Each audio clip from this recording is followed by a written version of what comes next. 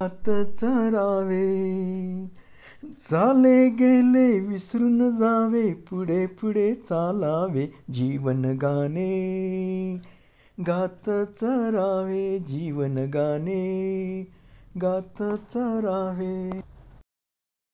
ओम नमो ओंकारेश्वर देवताय नमः. ओम नमः शिवाय. ओम नमः शिवाय. अवधूत चिंतन श्री गुरुदेव दत्त.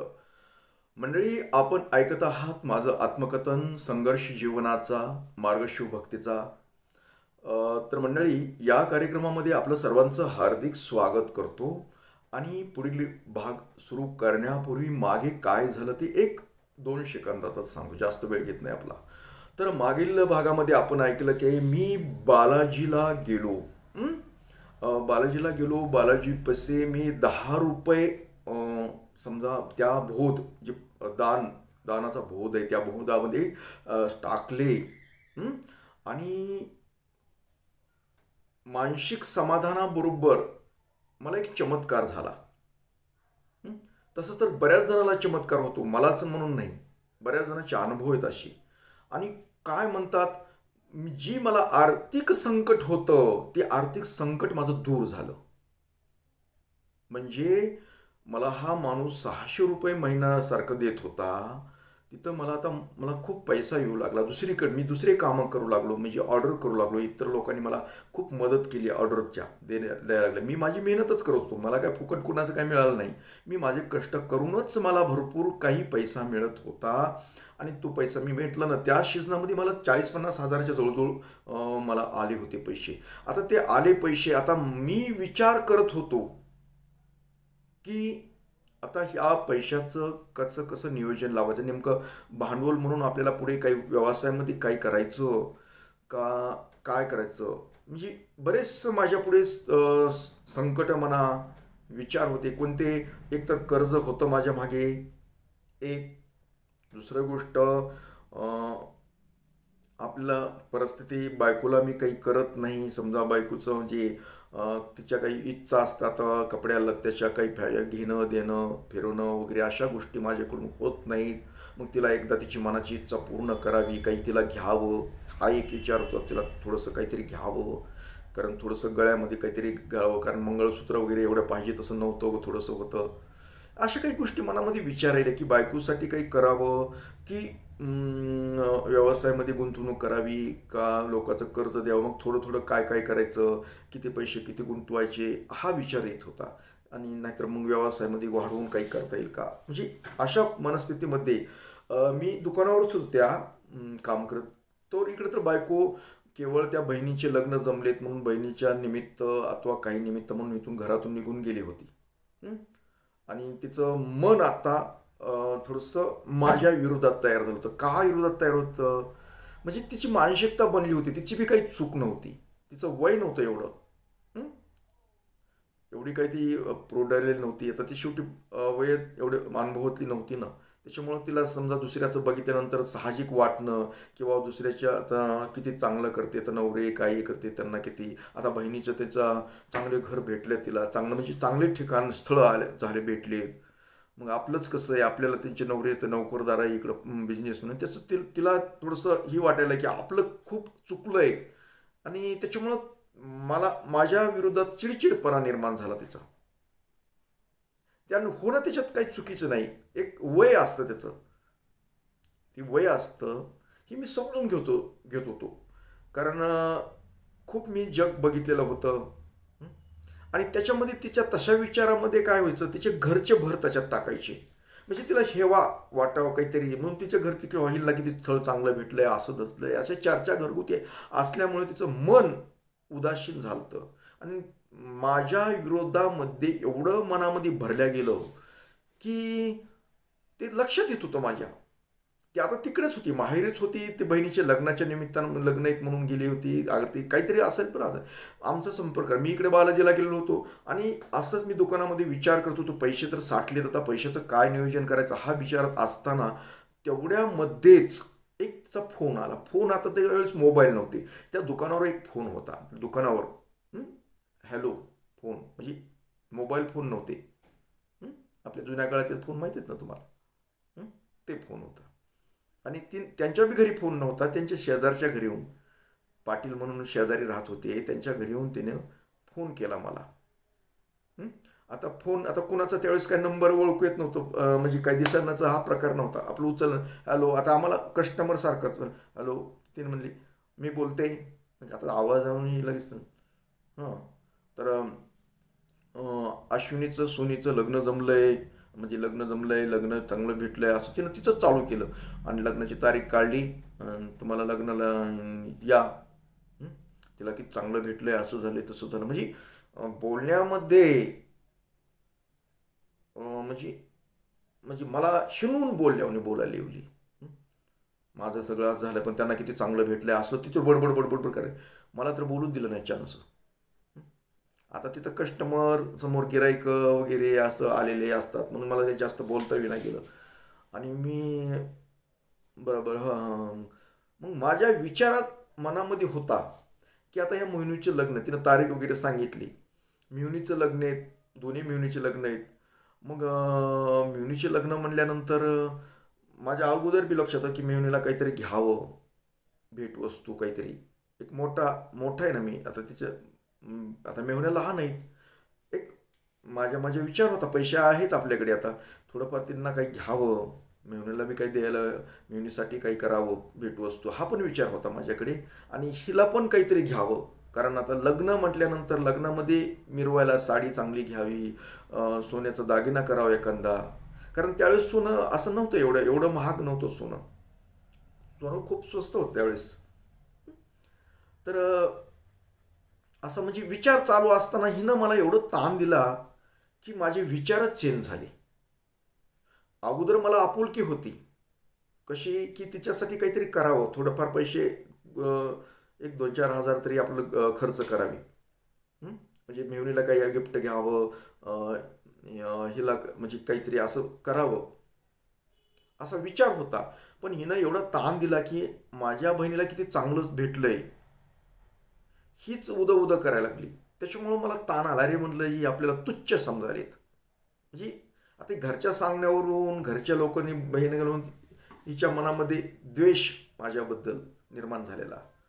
मग माझं मन जे होतं का नाही अदूर हिच्यासाठी काहीतरी घ्यावं, हे मन आता माझं हे झालं, उदास झालं त्याबद्दल. मग मेहुणीला काय घ्यायचं ते पण मला नको वाटायला लागलं. म्हणजे आपल्याला हे फालतू समजतात. अगोदरच ह्याच्यामध्ये टेन्शनमध्ये की आपल्या म्हणजे पैसे नाहीत म्हणून हे आपल्याला आता किंमत कमी करायली, हा विचार होता माझ्या मनामध्ये. परत हे बोलल्यानंतर अजून आलं. मग मला वाटतं, मग अजून आमचे विचार फिरले. अरे आपल्याला ही प्रापंचिक सुखा, म्हणजे सुख म्हणतो ते नाही, आपण बळच असं करायला होत. आपण देवाच्या विरोधात तर काही करत नाही ना. आता मग शिवसाधना करून साधना भेटली मला, ही साधना. पण साधना त्रास दिली आता. म्हणजे त्रास म्हणजे ती मुळात तशी नव्हती ती. आता माझ्याबरोबर आता 2-3 वर्ष एवढं थोडंफार झालं तरी खूप म्हणजे असं उलटं सुलटं बोलत नव्हती, काय नव्हतं. पण ती बहिणीचे लग्न आणि हे जमल्यापासून ती उलटं बोलायला चालू करायला लागली. म्हणजे माझ्या म्हणजे बोलल्याला प्रतिउत्तर द्यायला लागली. ही घरच्या लोकांचा सपोर्ट असल्यामुळे ही, मग आमच्यामध्ये दुरावा निर्माण व्हायला लागला दोघांमध्ये. म्हणजे विचार तर चेंज होईल. म्हणजे जी माया वाटत होती मला, जी तिच्याविषयी प्रेम वाटत होतं, कुठेतरी आहे आपलं सांगणं, सुखदुःखात ऐकणारी, या गोष्टी ते आता नाही. म्हणजे नाही आपल्याला ते सुख नाही आपल्याला.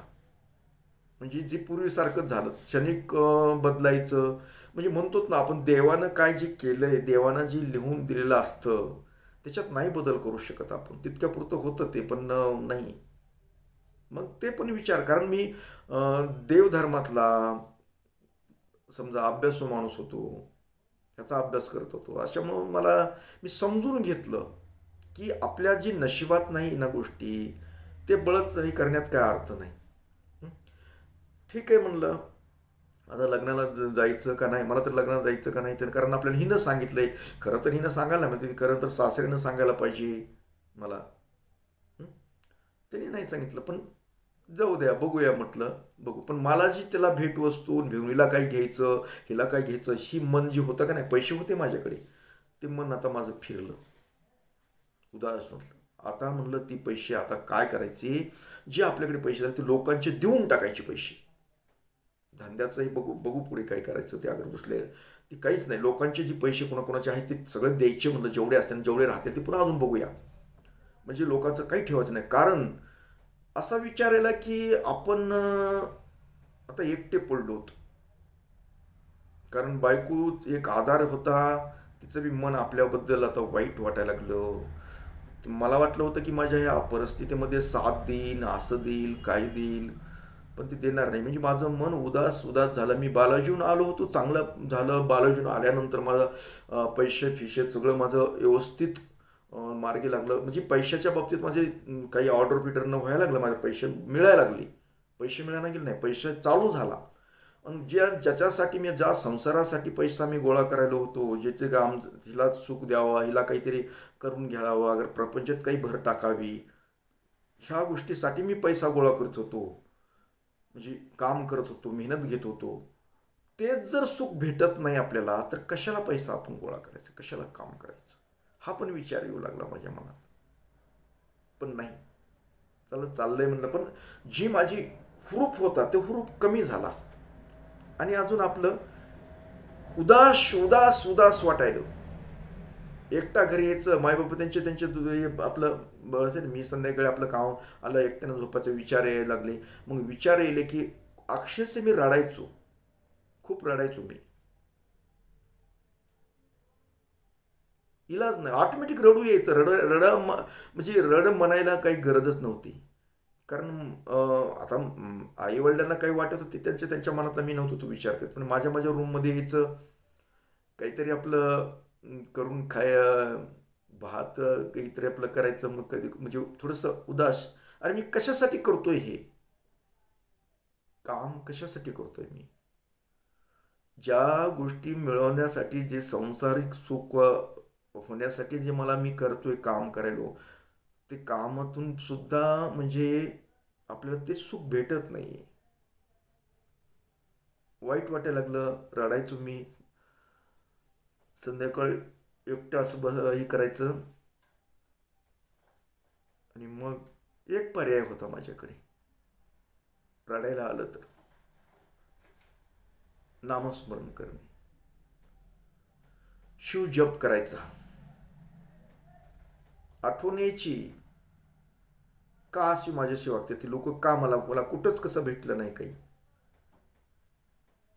माझ्या नशिबात नाही एक पण मी पुन्हा उठलं की ते काय करायचं, रात्रभर म्हणजे बघायचं, पुस्तकं चाळायचे, म्हणजे पत्रिकेतलं बघायचे काही. आता माझ्याकडे भरपूर पुस्तकाचा साठा होता. जन्मतारीख परत परत चेक करायची, तिची जन्मतारीख परत परत चेक करायची, हे बघायचं काय नेमकं काय प्रॉब्लेम. आता प्रॉब्लेम काही, आता ही गोष्टी होत्या. आता इथं तिचा जन्म अमावस्याचा, माझा पौर्णिमेचा, ह्याच्यात तफावत होती. तफावत नव्हती असं नाही आहे, काही होती.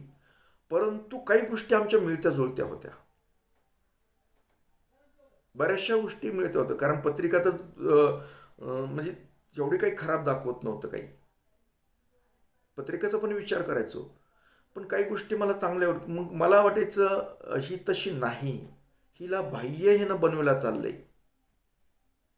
कारण बऱ्याच गोष्टी त्या चांगल्या होत्या, खूप बऱ्याच. म्हणजे हा दिसणं, सुंदरपणाचा हा विषय वेगळा असतो. माणसं सुंदर दिसले म्हणून मनानं चांगले असतात असं नाही आहे. ते जेवढे सुंदर दिसतात ना तेवढे खराब असतात, एवढं मी लक्षात घ्या. एखादंच असेल तरी असेल, म्हणजे पण सुंदर दिसले म्हणून पण बाकीच्या गोष्टी बघितल्या. मला जे हवं होतं ना, मला ते भेटायला गेलं. मला काय मला वाटायचं ना की दोघांनी व्यवस्थित राहावं, भांडण तंटा थोडंफार. आता नवरा बायको म्हणल्या थोडंफार विचार चलबिचल होती, पण आनंदानं मायानं राहावं, एकामेकाचे विचार सांगावे, असं ही जी माझी कल्पना होती ती कल्पना कुठेतरी आता विरून चालली. नवीन नवीन झालं, जोपर्यंत आई वडील तिकडून नव्हतं, बहिणीचे लग्न नव्हते, तोपर्यंत ती चांगली होती. पण बहिणीच्या लग्नाच्या याच्यामध्ये तिनं विचार, तिला भेटल्यापासून तिचं मन जरा थोडंसं हेवी झालं, माझ्या विरोधात चाललं. मग मला दुःख वाटायलं, खूप वाईट वाटायला लागलं मला. पहिला ते प्रेम प्रकरणातलं त्या पूर्ण काय केलं, प्रेम चांगलं दाखवत होती, तिचं होतं प्रेम, असं म्हणजे माया करत होती माझ्यावर. पण केवळ पैशाच्याशी आपण काही नाही, त्याच्यामुळं तिनं ते घरच्या नको म्हटले, ते तसं गेलं. हिनं असं हिने अगोदर लग्न कसं केलं, तर हिनं शेवटी पैसा हा महत्त्वाचा वाटायला लोकांना. मला विचारायला, अरे माणसापेक्षा तुम्हाला पैसे महत्त्वाचे आहेत का? पण नाही ना, जग मला जसं वाटतं तसं जग मानित नाही ना हो. आता माझे विचार वेगळे, प्रत्येकाला माझे विचार पटतील असं थोडंच आहे. वाटायचं की फार चुकलो मी, उगाच ह्या भानगडीत पडलो. जाऊ द्या म्हटलं, आलंय आपण बघू, ॲडजस्ट करूया. पत्रिकात एवढी, हा पत्रिका जर विचार केला तर तसंच होतं की बाबा ह्यांचं जमणार नाही, बाजू वेगळी. पण बऱ्याचशा गोष्टी चांगल्या होत्या त्याच्यामध्ये बी. मी पत्रिका पाहिली होती, बऱ्याच गोष्टी म्हणूनच केलं. पण पत्रिका पाहून बी मला हे असं होणार आहे. पण कसा माणूस आशेवर जगतो. आपल्याला बऱ्याच वेळेस वाटतं ही रस्ता खराब आहे. कोणाला वाटतं हे रस्ता खराब आहे, तिकडे जायचा. पण आपण नेहमी जातोच, प्रवास करतोच, कसं का होईना आपण प्रवास करतोच. परेशानी होती. तसं मी एक पुन्हा विचार करायचा की आपल्याला हा रस्ता खराब आहे आपला, पण आपल्याला प्रवास करायचा आहे, करायचा आहे प्रवास. आणि असा विचार करत करत असताना मग ती तारीख बी आली होती लग्नाची. मग लग्नाला जायचं का नाही जायचं. मग जावं म्हटलं, जाऊ द्या. त्या त्या पोरीने काय केलं आपलं, त्या लेकरांना, म्हणजे आता ती शेवटी लहान आहेत ना, माझ्यापेक्षा लहान आहेत, आता हिच्यापेक्षा लहान होते ती. म्हटलं जाऊया. पण त्याच्यामध्ये काय झालं, मी विचार केला मग लग्नाच्या सकाळी सकाळी मी इथून निघालो, गेलो. तर मी काही हिला बी काही नेलं नाही, काहीच नाही. माझं मनच उदास झालेलं होतं. पण जायचं म्हटलं, लग्नाला तर जायचं म्हटलं, बघायचं काय होतंय ते, काय नाही, काय होतंय काय नाही. मी गेलो. तर मी समजा ती योगेश्वरी मंदिर आहे, तिथं लग्न होतं, तिथं मंगल कार्यालय होतं, तिथं त्यांचं लग्नाचा कार्यक्रम होता. आणि त्या योगेश्वरीचं तिथंच त्यांचं दुकान पण होतं, स्टुडिओचं. तर मी दिसताच आमच्या सासऱ्या त्या दारातच उभा होता, म्हणजे त्याच्या दुकानाच्या तिकडं पलीकडे होतं मंगल कार्यालयाचं. तरी बहुतेक ते माझ्या शोधात होते, काय माहिती. पण मी दिसताच एक त्यांचा शेजारचा माणसाला काहीतरी कुजबुजले. मी लांबच होतो, त्या कमानीपाशीच होतो, त्यावर तिथूनच बघितलं त्याने. सकाळी सकाळी गर्दी नसते तिथं. बघितलं की त्याने तिथून त्याला काहीतरी बोलले. आणि तो माणूस माझ्याकडे, त्या अरुण पाटील म्हणून त्यांचा शेजारी तिथला, ते अरुण पाटील म्हणून लगेच आलं. नमस्कार भाऊजी, नमस्कार भाऊजी वगैरे. आता ते अरुण पाटील हे माझ्यापेक्षा मोठे आले की म्हणलं, मग मला ती मंडपाकडे जाऊ दे ना गेलो. म्हणजे चला चहा घेऊया, असं करू इकडं. म्हणजे मला मंडपाकडे जायचं, बघायचं, तर ती बघू, मला तिकडं, मला बाहेरच फिरवायला लागलं. मला शंका येईल, हे असं का करायला. मला माणसाला भेटू द्यायचं, बायकोला माझ्या भेटायचं, अगर मेहुणीला भेटायचं, हे भेटूच दे ना केलं. लग्न लागलेलं नव्हतं, काही नव्हतं. पण ही माणूस मला बाहेरच फिरवायला. मला शंका यायला लागली, अरे का असं का करायला. मी चला म्हणलं भेटून येतो ना, म्हणलं मेहुणीला भेटून येतो. आता मेहुणीला काही अगोदर बोललेलं नव्हतं, कधी काही नव्हतं. पण भेटावं तर लागेल ना, त्यांचं लग्न आहे, बायकोला भेटावं लागेल. पण त्या आमच्या सासूने सांगितलं होतं का, अगर बायकोनं सांगितलं, तो माणूस मला त्यांनी त्या माणसाला सांगितलं, अरुण पाटीलला सांगितलं होतं बहुतेक. कारण अरुण पाटीलानं मला सांगितलं काय की त्यांनी म्हणले ह्या मंडपाकडे येऊच देऊ नको त्याला, फक्त लग्नाच्या टायमिंग पुरतंच लग्न लागलं त्यावेळेसच येऊ द्यायचं. ह्याचं मग कारण काय काहीच. पण मला ती लक्षात आलं. मी एवढा माणसं ओळखणारा माणूस, अभ्यासू माणूस, मला हे असं मला बाहेरच फिरवायला लागलं, लांब. म्हणजे लग्नाच्या काही अंतरावरच न्यायचं. इकडं मग तिकडल्या गप्पा, तिकडंच आपण जाऊ, असलं तसलं. मला मंडपाकडे जाऊन मला तो शंका येईल, काय असं बरं. आणि पण करता करता मग ती मेन लग्नाच्या टायमाला बरोबर तिथं मंडपाच्या दारात नेलं मला. मंडप म्हणजे मंडप नव्हता, ते मंगल कार्याच्या दारात नेलं. आणि मंगल कार्याच्या दारात तिथून लांबूनच मी तिथं टाकल्या अक्षदा वगैरे इथं. मग ते अरुण पाटलांनी माझी संगत सोडली, लगेच सुटून निसटून गेला. म्हणलं काय प्रकार असं. मग मी झालं की पुन्हा सगळं लग्न, मग तिचं जवळ नवरा नवरीच्या जवळ गेलो, काही नाही. त्यात त्यात मग लक्षात आलं की माझ्या मेहुणीचं वय, लहान्या मेहुणीचं वय कमी होतं. त्यावेळेस काय नवीन कायदा जबरदस्त चालला होता, 18 वर्षाच्या आत लग्न नाही करायचं. लक्षात आलं माझ्या काय प्रकार असू शकतो. मग तिचं लहान होतं वय, काहीतरी कमी होतं, 1-2-4 महिने काहीतरी कमी होतं. पण आपण तेवढं डोकं लावलं नाही, एका मेहुणीचं आणि एकीचं होतं वय. मग ती लहान वयामुळं, आणि मी विरोधक आहे, मी एक, माझ्यावर त्यांचा संशय होता की ही आगाव आहे, ही काहीतरी करील आणि पोलिसाला सांगेल की लग्न पिंगण मोडील. विनाकारण माझ्याबाबत गैरसमज, ही लग्न मोडू शकतो, काहीतरी करील, अगर ह्याचा विरोध आहे म्हणून. म्हणजे त्यावेळेस तिथं एक कोणीतरी पोलीस म्हणून चांगला अधिकारी, काय माझ्या लक्षात नाही नाव, खूप गाजलेलं नाव होतं, आठवत नाही मला. पण त्यांनी अशी तयारी केली ती की हा काहीतरी सांगन पोलिसाला की हे पोरीचं लग्न कमी वय आहे आणि काहीतरी गोंधळ घालील, म्हणून मला ते बाहेर, असं लक्षात आलं माझ्या. आणि म्हणून मी डायरेक्ट पण त्या अरुण पाटलाची भेट घेतली. आणि अरुण पाटील म्हणलं, नमस्कार भाऊजी, म्हणलं आम्हाला सोडून दिलं का, म्हणलं लग्न झालं की. मग म्हणलं काय. मग त्यानं मला, त्या बिचाऱ्यानं मला सगळं सांगितलं की म्हणलं तुमच्या सासऱ्यानं बापूंनी सांगितलं म्हणले की ह्या पाहुण्याला काही जवळ येऊ देऊ नका मंडपाचे लग्न लागूच तर. म्हणलं का. म्हणले तुम्ही काहीतरी सांगता, त्यांना संशय तुमचा, लग्न पिगणं मोठा, कारण तिचं कमी होतं, सुनीचं वय कमी या, म्हणून तुम्ही काहीतरी गोंधळ घालता आणि काही करता म्हणून. अरे रे रे रे रे रे रे. म्हणलं अहो, ही दुष्ट मनात तुमच्या विचार तसे येतात, मी लग्न असं म्हणून. तसा कसा मी बोलन, काही बोलन, पण कृती तसला वाईट करणार नव्हतं किंवा म्हणून.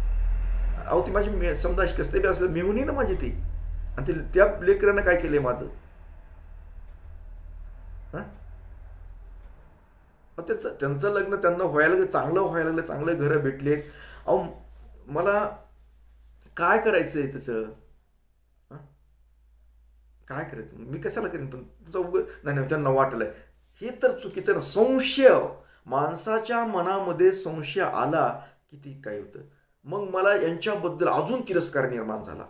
अरे बापरे, म्हणलं आपल्याबद्दल या लोकांचं किती वाईट मत आहे, म्हणजे आपल्याबद्दल संशय किती येते. म्हटलं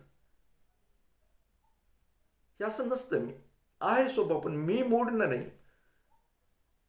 पण असा प्रकार म्हणजे पुन्हा गेलो आपलं, मग माझं मन म्हणजे मी जेवण बी नाही, मग असं इकडे तिकडे इकडे इकडे फिरलो, असं तसं, मग झालं इकडले.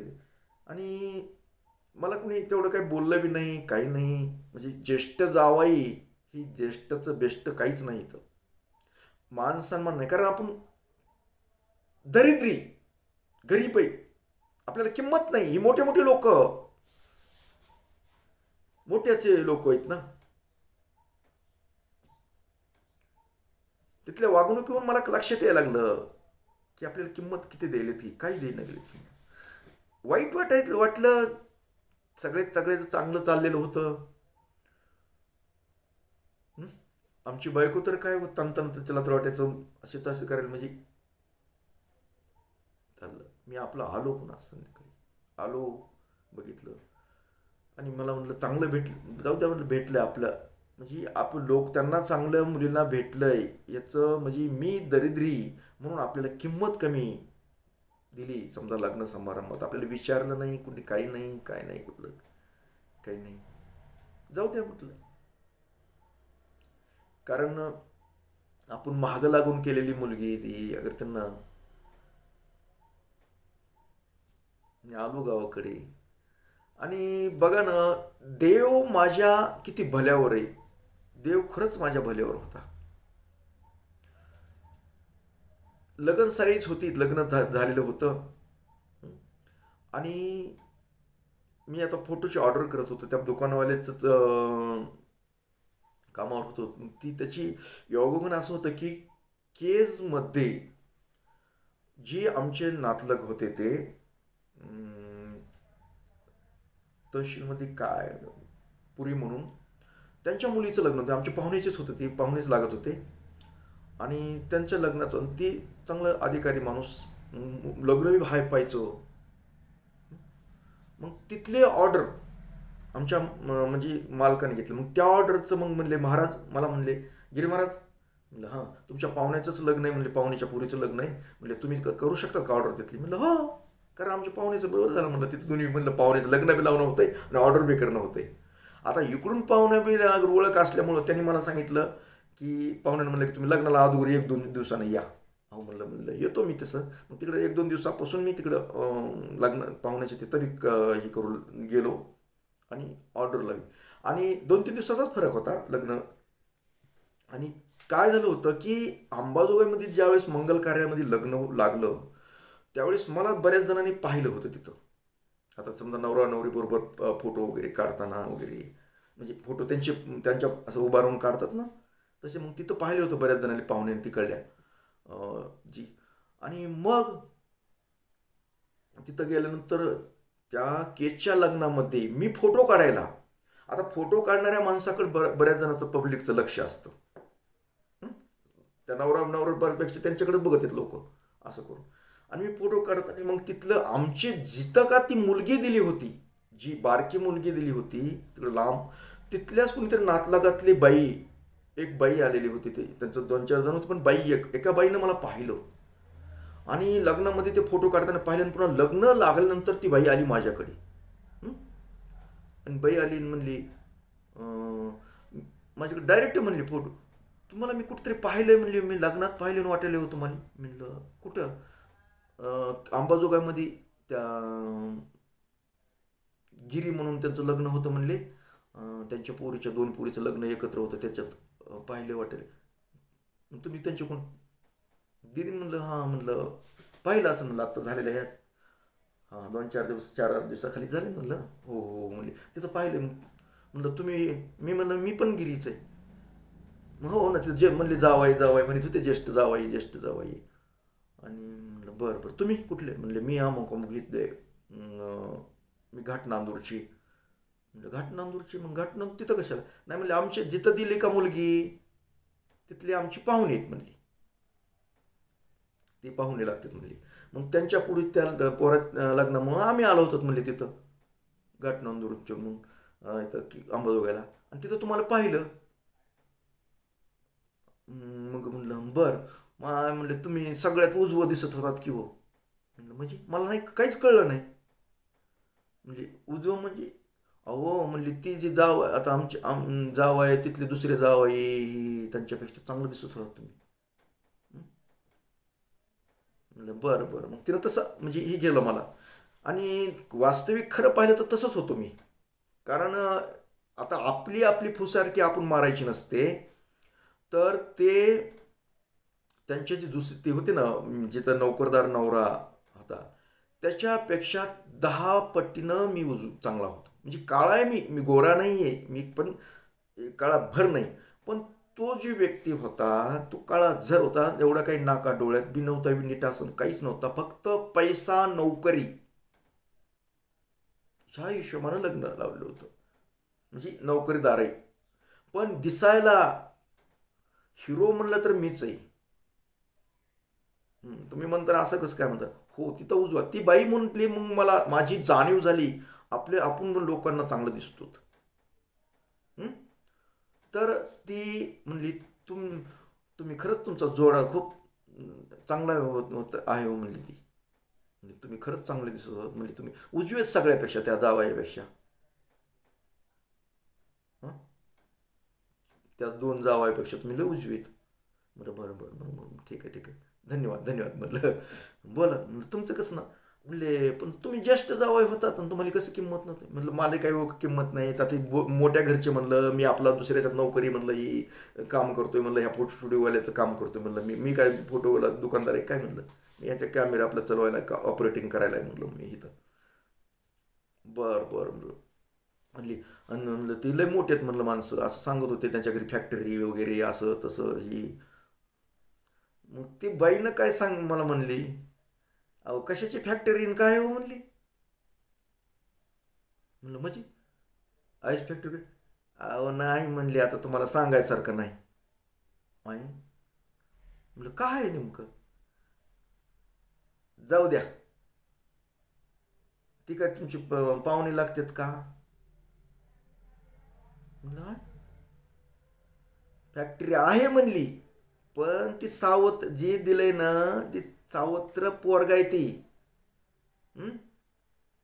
तिला घोळ आहे म्हणली, तुम्हाला नाही सांगायसारखा. त्याला कुठं फॅक्टरी काय काही नाही म्हणली त्याच्याकडे, त्याला काही त्यांची दाखवली म्हणली तिकडली फॅक्टरी म्हणली, ती तिकडलं दाखवलं म्हणली, पण त्या पोराला काहीच नाही म्हणली. उगं त्यांनी दाखवलं लग्न होण्यासाठी. रेल परिस्थिती ही 4-8 दिवसामध्ये मला कळली. मग माझा दिमाग जरा एकदम शांत झाला. अरे म्हणलं म्हणजे ह्यांनाच फसवलंय. बरं म्हणलं आता बायकोनं म्हणू द्या म्हणलं, कधी आता आले ना मला म्हणले ना की लई फॅक्टरी असं तसं, मग सांगायचं म्हणलं आपल्यापाशी उत्तर आहे. तर ह्यांना काही दुसऱ्याच्याच फॅक्टरी दाखवून लग्न करून टाकलं होतं, कारण आमची मेहुणी पण सुंदर होती दिसायला. म्हणजे वास्तविक काहीही खरं नव्हतं, त्या फॅक्टरी वगैरे काही नव्हतं. फॅक्टरी होती पण त्याचं काही नव्हतं, त्याचं नव्हती ती, त्याच्या सावत्र भावाची होती ती. मग कुठंतरी मला वाटलं की अरे ह्यांनाच फसवलंय. हां, मग तो आनंद झाला मला. तुम्ही म्हणताना असं कसं हो ना, म्हणजे मला त्या फॅक्टरी आहे म्हणून मला जी ताण दिली होती लोक, मग कुठेतरी वाटलं की ही काही खरं नाही, काही नाही. आणि दुसरी गोष्ट, त्या बाईनं मला एक सांगितलं होतं की तुम्ही सगळ्यात उजवे दिसतात, तुम्ही कमाई काय करते तर माहीत नाही म्हणली, पण उजवे दिसतात ह्याचा बी एक आनंद होता की बाबा त्या जावयापेक्षा मी चांगला दिसतो. आणि ही मित्र बघितले होते, ही दुसरा मोठ्या मेहुणीचा, ते काळा बेंद्राच होता. एकदम डार्क, नाका नाही, एकदम डार्क. आणि दिसायला बी एवढं व्यवस्थित नव्हता. मी नव्हतं म्हणत, ते लोक म्हणत होते, ते सांगायला तुम्हाला. बरं असो, आता ही बराच भाग मोठा होतोय. ही राहिलेलं जे आहे तुम्हाला आत्मकथन, हे पुढील भागात ऐकूया, कारण हा भाग मोठा झाल्यानंतर तुम्ही पाहणार नाही. तर मंडळी, आतापर्यंत तुम्ही जे ऐकलं, याच्यात काही नजरचुकीने काही तुम्हाला तर काही वाईट बोलत नाही, माझंच बोललो तर तो माझंच आत्मकथन सांगतो. तुम्हाला ही आत्मकथन कसं वाटतं, काय वाटतं, ही जरूर सांगा. आणि ऐकत राहा माझं आत्मकथन, संघर्ष जीवनाचा मार्ग शिवभक्तीचा. तर मंडळी, पुढील भागामध्ये आपले भेटणारच आहोत. तोपर्यंत मंडळी, ओम नमः शिवाय, जय हिंद, जय भारत, सुखी राहा आणि समाधानी राहा.